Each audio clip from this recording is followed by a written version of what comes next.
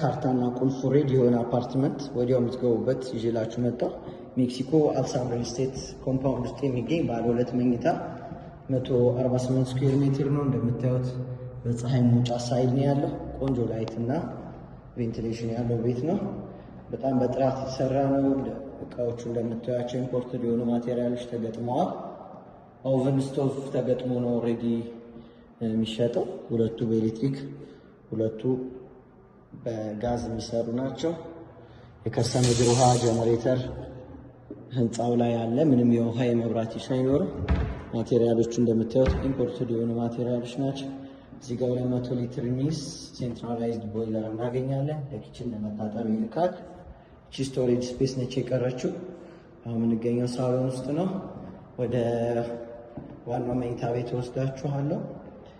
ዋናው መኝታ ቤት እንዳያችሁት የራሱ መታጠቢያ ክፍል ይኖረዋል።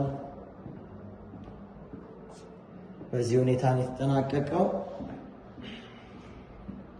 እዚህ ጋር ሁለተኛው መኝታ ክፍል ላውንድሪ ሩም እና ኮመን ባዝሩም እናገኛለን። ካርታቸው ሬዲ ነው። ወዲያው ለመግባት የሚያስችሉ አፓርትመንቶች ናቸው። ታች በምናስቀምጠው ስልክ ይደውሉልን። እናመሰግናለን። መልካም ጊዜ